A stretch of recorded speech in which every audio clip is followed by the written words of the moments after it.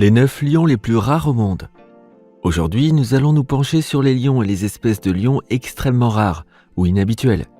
Certains lions ont une apparence très spéciale et d'autres ont fait des choses spéciales.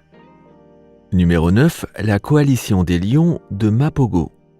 La coalition des lions de Mapogo était un groupe de lions sud-africains mâles qui contrôlait la région de Sabi Sand dans le parc national Kruger.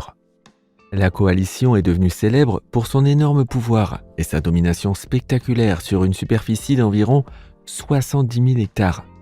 On pense que les Mapogo ont tué plus de 100 lions et lionceaux en un peu plus d'un an. À son apogée, la coalition était composée de 6 mâles. Le leader Makulu, Rasta, Scar, Pretty Boy, Kinky Tail et Mr. T. Le plus vieux mâle Mapogo, Makulu, n'aurait aucun lien de parenté avec les 5 autres lions. Dans les premiers mois de l'année 2006, les 5 jeunes lions et Makulu ont quitté leur groupe. Ils devaient désormais se battre par eux-mêmes. Mais ils augmentaient leurs chances de survie en restant ensemble. En grandissant, ils ont pu abattre de grandes proies comme des hippopotames, de jeunes rhinocéros et même des girafes.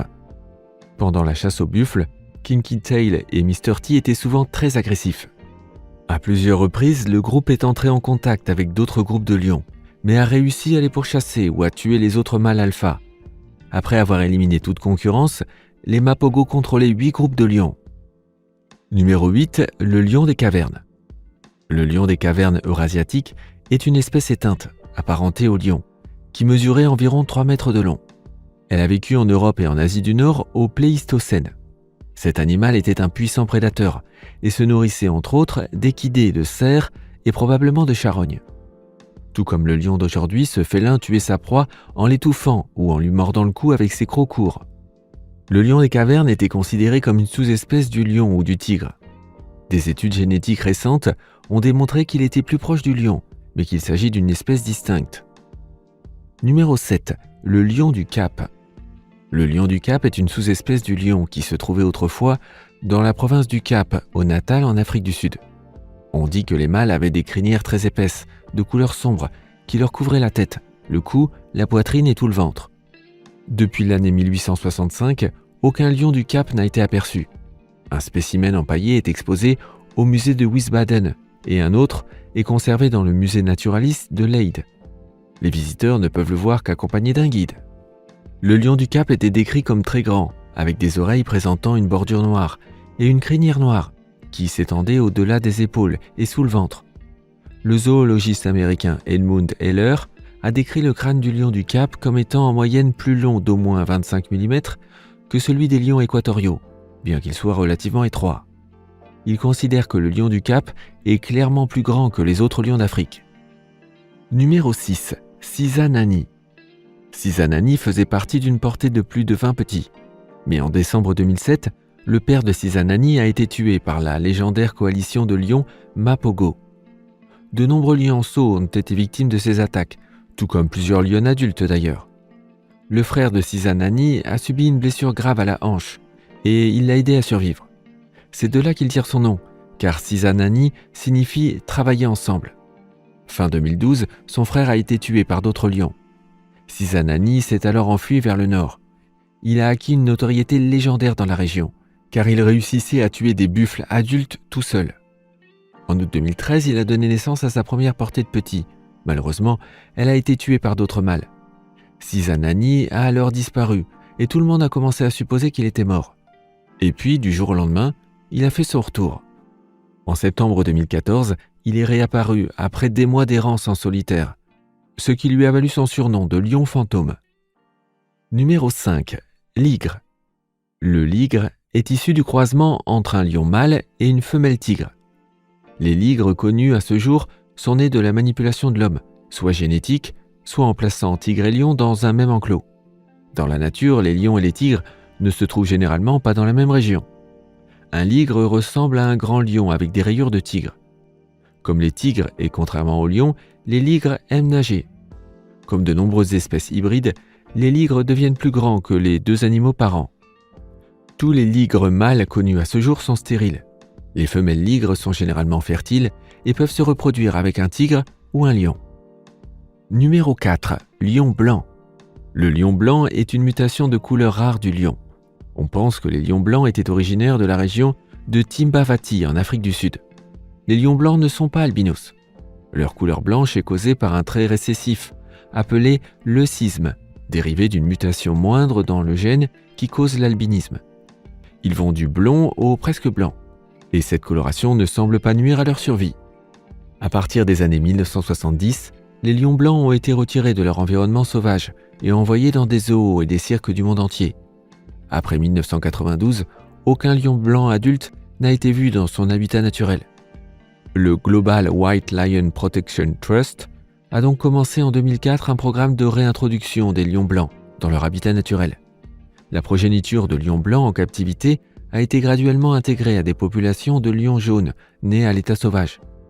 3 troupeaux de lions blancs à haute intégrité génétique ont été établis avec succès et chassent de manière autosuffisante dans leur habitat naturel. Numéro 3. Le lion d'Éthiopie. Une équipe de chercheurs internationaux a fourni les premières preuves ADN complètes que les lions du zoo d'Addis Abeba en Éthiopie sont génétiquement uniques. Bien qu'on ait constaté depuis longtemps que certains lions d'Éthiopie ont une grande crinière sombre, couvrant la tête, le cou et la poitrine jusqu'au ventre, et qu'ils sont également plus petits et plus compacts que les autres lions, on ne savait pas jusqu'à présent si ces lions représentaient une population génétiquement distincte. Il y a 20 lions qui vivent dans le zoo d'Addis Abeba, la capitale de l'Éthiopie. Ces lions appartenaient à la collection du défunt empereur d'Éthiopie, Haïlé Sélassié. Il a fondé le zoo en 1948 et on pense que les 7 premiers lions, 5 mâles et 2 femelles, ont été capturés dans le sud-ouest de l'Éthiopie. L'équipe de chercheurs a montré que ces lions en captivité sont génétiquement différents de toutes les populations de lions connues. Les chercheurs ont comparé des échantillons d'ADN de 15 lions du zoo d'Addis Abeba, 8 mâles et 7 femelles, avec des races de lions à l'état sauvage. L'équipe de chercheurs recommande la mise en place d'un programme d'élevage en captivité, comme premier pas vers la conservation de cette population réellement unique. Numéro 2. Le lion de Barbarie. Le lion de Barbarie, ou lion de l'Atlas, était un lion d'Afrique du Nord qui a disparu à l'état sauvage. Il existe des spécimens connus en captivité, supposés être des lions de l'Atlas ou des descendants. Ce lion a vécu dans toute l'Afrique du Nord, du Maroc à l'Égypte. Le lion de l'Atlas était un lion imposant à la crinière longue, essentiellement noire, qui couvrait la tête, les épaules et le ventre de l'animal jusqu'à l'aine. L'arrière de sa tête était élevé, il avait des jambes courtes et une poitrine profonde. Le lion de l'Atlas était la plus grande race de lions. Il pesait 200 kg et faisait 3 mètres de long. La population de lions de l'Atlas a d'abord été considérablement réduite par les Romains, qui recherchaient des animaux sauvages pour les spectacles donnés au Colisée et dans d'autres arènes. Vers 1880, plus de 100 lions ont été tués en Algérie en une année, suite à l'instauration d'une prime par tête. À la fin du siècle, le lion est devenu une espèce rare. Le lion de l'Atlas s'est éteint dans la nature en 1920, lorsque le dernier spécimen a été abattu au Maroc. Jusqu'au XIXe siècle, le lion de l'Atlas pouvait être vu dans la plupart des zoos européens.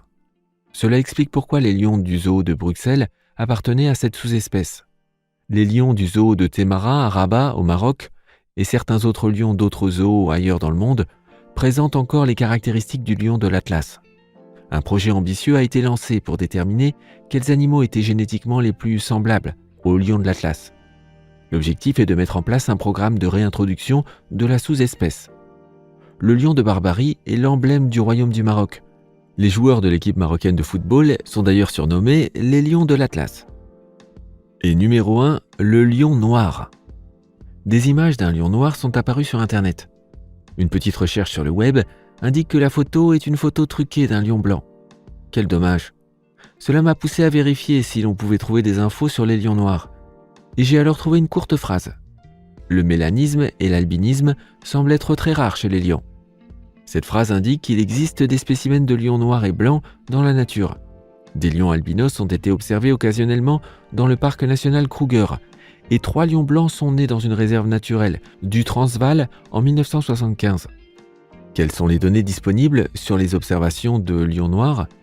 Apparemment, au milieu du 19e siècle, on a signalé l'existence d'un lion persan qui était brun très foncé et en partie presque noir. Malheureusement, il n'y a plus de lions en Iran. Le dernier est mort en 1941. Il semble qu'un lion partiellement noir soit né au zoo de Glasgow en Écosse. La couleur noire était peut-être due à des cellules cutanées anormales. Une lionne noire a également été signalée dans la brousse africaine. Des troupes entières de lions bruns foncés ou noirs ont également été signalées, ce qui indique qu'il pourrait s'agir d'un trait génétique. Par conséquent, la conclusion est qu'un lion noir pourrait exister, mais qu'ils sont extrêmement rares. Quel type de lion souhaiteriez-vous rencontrer lors d'un safari ou d'une visite au zoo? Faites-le moi savoir dans les commentaires. Cliquez sur le bouton like si vous avez aimé cette vidéo. Et à demain pour une toute nouvelle vidéo.